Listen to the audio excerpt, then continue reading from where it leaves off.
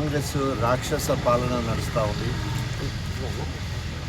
అక్రమ అరెస్టులు కొనసాగుతున్నాయి.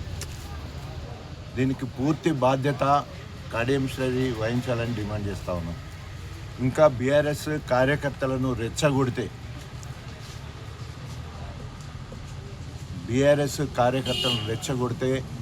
కడియం శ్రేరి తస్మా జాగ్రత్త. నీవు ఇప్పటికే తప్పు చేసినావు. నువ్వు దొంగవని తేలిపోయింది. దొంగతనాన్ని ఒప్పుకున్నావు. ఇవాళ నిన్ను కష్టపడి గెలిపించిన కార్యకర్తలను ఇవాళ మరి పోలీస్ స్టేషన్లో ఉదయం 9 గంటలు ఇప్పటి వరకు నీళ్లు లేకుండా, ఆహారం లేకుండా వాళ్ళని నిర్బంధించడం జరిగింది. తప్పకుండా కడియం శ్రేణి దీనికి శిక్ష తప్పదు. నీకు పాపం తగులుతుంది. ఎందుకంటే నిన్ను గెలిపించిన కార్యకర్తలు వాళ్ళు. ఏమన్నా ఉండేది ఉంటే నువ్వు నేను చూసుకుందామన్నా, అది ప్రజాస్వామ్యంగా చూసుకుందామా, లేకపోతే రాజ్యాంగబద్ధంగా చూసుకుందామా, లేకపోతే ఎలక్షన్ల పరంగా చూసుకుందామా, ఏదైనా మన ఇద్దరం చూసుకుందాం. కానీ కింది కార్యకర్తలను ఇట్లా చేయడం నీకు సరికాదు.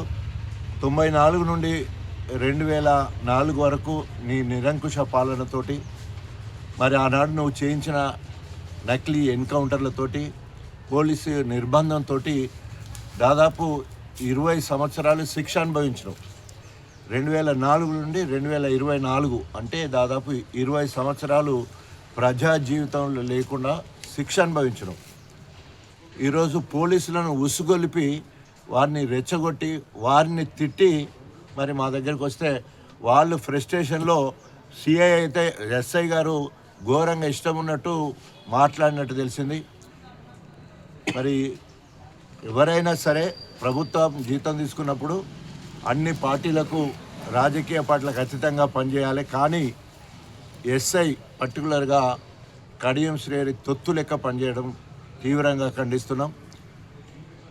రాసి పెట్టుకుంటున్నాం, పింక్ బుక్లో నీ పేరు రాసి పెట్టుకున్నాం. తస్మా జాగ్రత్త అని హెచ్చరిస్తూ ఉన్నాం. ఎందుకోసం అంటే ఈరోజు ప్రజాస్వామ్యంలో నిరసన తెలియజేయాల్సిన బాధ్యత ప్రతిపక్షాన్ని. ప్రైమ్ మినిస్టర్ మీద, ప్రెసిడెంట్ ఆఫ్ ఇండియా మీద, ప్రెసిడెంట్ అమెరికా మీద కూడా నిరసనలో భాగంగా చెప్పులు విసిరేయడం జరిగింది. మొన్న బిఆర్ గవాయి మీద షూట్ లేపి చూపించడం కూడా జరిగింది. ప్రజాస్వామ్యంలో నిరసన తెలియజేయడం హక్కు, ఇది రాజ్యాంగం కల్పించిన హక్కు. ఆ హక్కులను హరించే విధంగా మరి వారిని భయభ్రాంతులకు గురి చేయాలి, కొట్టాలి, తిట్టాలి, నిర్బంధించాలని మరి కడియం శ్రేరి అడుగులకు మడుగులొత్తే విధంగా ఈరోజు మరి ఇక్కడ పోలీసు వ్యవస్థ, ముఖ్యంగా ఎస్ఐ గారి ప్రవర్తనను తీవ్రంగా ఖండిస్తున్నాం. రాబోయే రోజులలో తప్పకుండా చట్టపరంగా కూడా అవసరమైతే ఎస్ఐ గారు మాట్లాడిన మాటలు కూడా మొత్తం కూడా రికార్డ్ అయి ఉన్నాయి. భాష మొత్తం కూడా మీదికొండలో ఎస్ఐ భాషను రికార్డ్ చేయడం జరిగింది.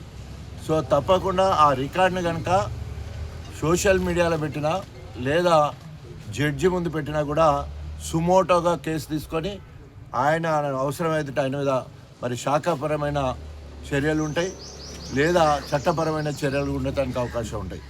అయినా కూడా ఈసారి మన్నిస్తున్నాం. కానీ ఇంకోసారి ఇట్లా జరిగేది ఉంటే మాత్రం ఊరుకోం. అట్లని ఈ ఏదో తాటాకు చెప్పులకు అదిరేది బెదిరేది లేదు. నియోజకవర్గ స్థాయిలో ఈ మంట అంటుకుంటుంది. ఈ నిర్బంధం ఇట్లే కొనసాగితే నియోజకవర్గంలో గతంలో నేను పిలిపించినట్టు ప్రతి ఊర్లో ఏదో ఒక నిరసన కార్యక్రమం అవుద్ది. కడియం శ్రేరి బీఆర్ఎస్ పార్టీకి రాజీనామా చేయాలి, ఎమ్మెల్యే పదవికి రాజీనామా చేయాలి. అప్పటి వరకు మా నిరసన కార్యక్రమాలు ఉంటాయి. లేదా ఆయన కాంగ్రెస్ పార్టీ సభ్యత్వం తీసుకోవాలి, ఎమ్మెల్యే పదవికి రాజీనామా చేసి దమ్ముంటే చూసుకుందాం, నేను తేల్చుకుందాం. ఒకవేళ కనుక నువ్వు అభివృద్ధి కోసమే పోయేది ఉంటే ప్రజలు నీ పక్షాన ఉంటారు. లేదు ప్రజాస్వామ్యాన్ని కూని చేసి రాజ్యాంగానికి మరి తూట్లు పొడిచి తర్వాత మౌలిక విలువలు లేకుండా, మోరల్ వాల్యూస్ లేకుండా ఈరోజు నువ్వు ఇట్లే ప్రవర్తిస్తా అంటే చూస్తూ ఊరుకోరు. 94 నుంచి 2004 రోజులు కావు కడియం శ్రేరి ఖబర్దార్ అని హెచ్చరిస్తూ, ఇక ముందు ఇలాంటి చర్యలు కనుక జరిగేది ఉంటే మరి డైరెక్ట్గా ఏమంటారు ఫేస్ టు ఫేస్ ఫైట్ చేస్తారని కూడా వింటున్నాం. డైరెక్ట్ ఆయన సభలు ఆయన కార్యక్రమాలు ఎక్కడ జరిగినా కూడా కడియం శ్రీహరి ప్రభుత్వ కార్యక్రమాలు కానీ వ్యక్తిగత కార్యక్రమాలు జరిగితే డైరెక్ట్గా అటాక్ చేస్తామని చెప్పేసి హెచ్చరిస్తా ఉన్నాం. ఇప్పటికైనా నిన్ను గెలిపించిన కార్యకర్తలను కష్టపెట్టాలని చూస్తే నీకేమన్నా దమ్ము ధైర్యం ఉండేది ఉంటే డైరెక్ట్గా చూసుకుందాం రా, నువ్వా నేనా తేల్చుకుందాం. కానీ నన్ను బెదిరించడానికో ఆదరించడానికో నువ్వు ప్రయత్నాలు కనుక చేస్తే తస్మా జాగ్రత్త, నిన్ను వేటాడతాం. అది ప్రభుత్వ కార్యక్రమాల ప్రైవేట్ కార్యక్రమాల రాజీనామా చేసే వరకు బీఆర్ఎస్ పార్టీకి రాజీనామా చేయాలి, ఎమ్మెల్యే పదవికి రాజీనామా చేయాలి. అప్పటి వరకు నిన్ను వెంటాడతాం రా, మరి నువ్వో నేనో తేల్చుకుందాం. కార్యకర్తల జోలికి పోతే మాత్రం నీ అంతు చూస్తాం. నిరసన తెలియజేయడం కూడా తప్పన్నట్టు మరి ఉదయం నుండి అరెస్టుల పర్వం కొనసాగించి ఈరోజు పోలీస్ స్టేషన్లో నిర్బంధించడం జరిగింది. కారణం ఏంటంటే ఈరోజు ఏమాత్రము మానవీయ విలువలు లేకుండా, రాజ్యాంగం మీద గౌరవం లేకుండా ప్రజాస్వామ్యాన్ని కూని చేసినట్టు మరి కడియం శ్రీహరి ప్రవర్తనే దీనికి కారణం. నిస్సిగ్గుగా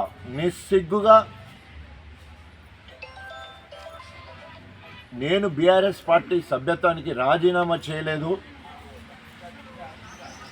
కేసీఆర్ గారే నా బాసు, నేను కాంగ్రెస్ పార్టీలో జాయిన్ కాలేదని చెప్పేసి అఫిడవిట్ ఇవ్వడం జరిగింది స్పీకర్ గారు. ఇంతకంటే సిగ్గుమాలిన చర్య. ప్రజలందరూ ఇప్పటికే తూ అంటున్నా కూడా నీకు మాత్రము సీమునెత్తురు లేనట్టు. అసలు మనిషి అన్నప్పుడు శ్వాస నిశ్వాస తీసుకుంటున్నప్పుడు ఈ సమాజానికి ఎంతో కొంత బాధ్యతాయుతంగా పనిచేయాల్సిన అవసరం ఉంటుంది. కానీ ఇవాళ కడియం శ్రీహరి గారు పోలీసులను ఉసుగొల్పి, అరే ఉదయం నుంచి వెళ్ళి నీళ్ళు ఇవ్వకుండా తిండి పెట్టకుండా ఏమొచ్చింది పోలీసులకు? అక్కడి నుంచి వెళ్ళి కడియం శ్రీహరి ఆదేశిస్తే కడియం శ్రీహరి తొత్తుగా ఇక్కడ ఎస్ఐ గారు ఆయన భాషను తీవ్రంగా ఖండిస్తున్నాం. మీదికొండ వాసులు సోషల్ మీడియా వాళ్ళు దాన్ని మొత్తం కూడా రికార్డు కూడా చేయడం జరిగింది. చట్టాన్ని పోలీసులు కూడా చేతిలోకి చట్టపరంగా నడవాలి, చట్టాన్ని అమలుపరచవలసిన బాధ్యత ఉంది. కానీ పోలీసు కూడా చట్టాన్ని వాళ్ళ చేతులకు తీసుకోవద్దు. వాళ్ళు కూడా న్యాయ పరిధిలోకి వస్తారు. న్యాయ పరిధి అంటే వాళ్ళని కూడా కోర్టుకు గుంజే సెక్షన్స్ కూడా ఉన్నాయి. ఈరోజు ఎస్ఐ గారి పేరు డెఫినెట్గా పింక్ బుక్లో రాసి పెడుతున్నాం. రేపు రాబోయే రోజుల్లో ఆయన ఏ రకంగా తన పదవిలో ఉంటారో మేము కూడా చూస్తాం. ఏదేమైనా కూడా ఈరోజు కడియం శ్రీహరి అనే వ్యక్తి ఏ కార్యకర్తలతోటి వారి ఆర్థిక సహాయంతో వారందరూ కూడా వాళ్ళ రక్తాన్ని చెంబడించుకొని గెలిపిస్తే వాళ్ళ మీదనే కక్షపూరితంగా కేసులు పెట్టించి మరి ఇవాళ పోలీస్ స్టేషన్లో పెట్టే పరిస్థితి. దీన్ని తీవ్రంగా ఖండిస్తున్నాం.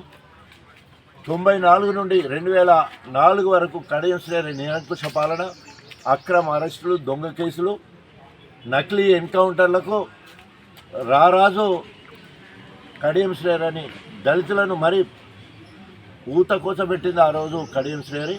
మళ్ళీ ఇవాళ ఆ రోజులు 10 ఏళ్ళు బీఆర్ఎస్ పార్టీలో ఉన్నప్పుడు ఆయన పప్పులు ఉడకలేదు.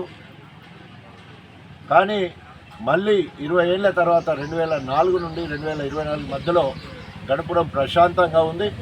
మళ్ళీ పాత రోజులను సరిచూడవలసిన పరిస్థితి అవపడుతుంది. కడియం శ్రీహరి తస్మా జాగ్రత్త, దీనికి మూల్యం చెల్లించక తప్పదు.